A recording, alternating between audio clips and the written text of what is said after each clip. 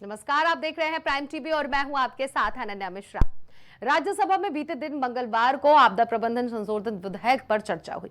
इस दौरान केंद्रीय गृह मंत्री अमित शाह ने विपक्ष के सवालों के जवाब दिए, साथ ही साथ विधेयक की रूपरेखा भी बताई। और वहीं इस मामले पर विपक्ष की ओर से उठाए गए तमाम सवालों पर जवाब देते हुए गृह मंत्री अमित शाह ने कहा कि आप चिंता ना करें, जो भी बदलेंगे हम ही बदलेंगे। देखिए इस खास रिपोर्ट में। केंद्रीय गृह मंत्री अमित शाह ने आपदा प्रबंधन संशोधन विधेयक 2024 पर राज्यसभा में बहस का जवाब जमकर विपक्ष को दिया है।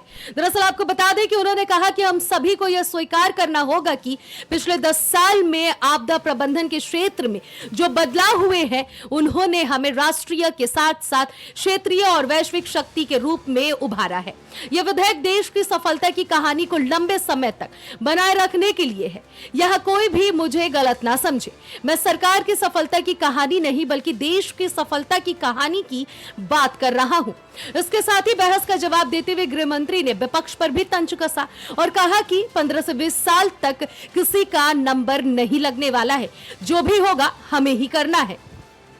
मैं उनको बताना चाहता हूं कि समय के साथ जो इमारत की मरम्मत न हो तो इमारत ढह जाती है। नए नए एक्सपेरिमेंट अनुभव होते हैं, नए नए प्रकार की आपदाओं का अनुभव होता है। कुछ छूट गया है, कुछ दुनिया की बेस्ट प्रैक्टिसेस है, और ये सारे चीजों को समाहित कर हम कानून में बदलाव करें तो इसमें क्या आपत्ति है। कानून अगर बदलता नहीं है तो काल बाह्य हो जाता है। और मान्यवर उनको ये होगा कि शायद हम आएंगे तो बदलेंगे।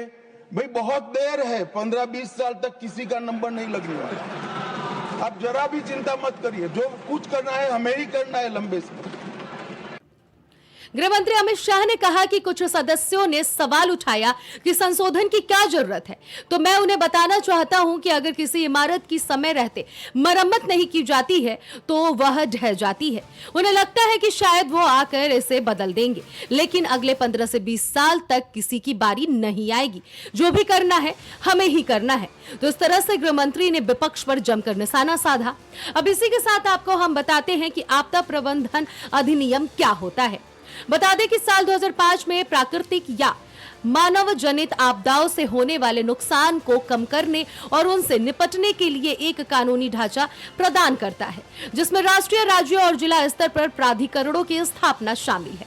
इस अधिनियम का उद्देश्य प्राकृतिक या मानव जनित आपदाओं से होने वाले नुकसान को कम करना, बचाव और राहत कार्यों को सुव्यवस्थित करना और आपदा से प्रभावित लोगों को सहायता प्रदान करना होता है। राज्यसभा में अमित शाह ने कहा, अब चिंता जताई जा रही है कि सत्ता का केंद्रीकरण हो जाएगा।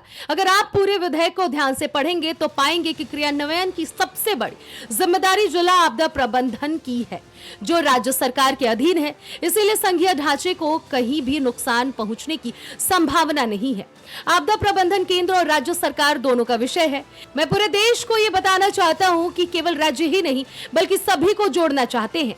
अमित शाह ने कहा, आपदा का सीधा रिश्ता जलवायु परिवर्तन से है।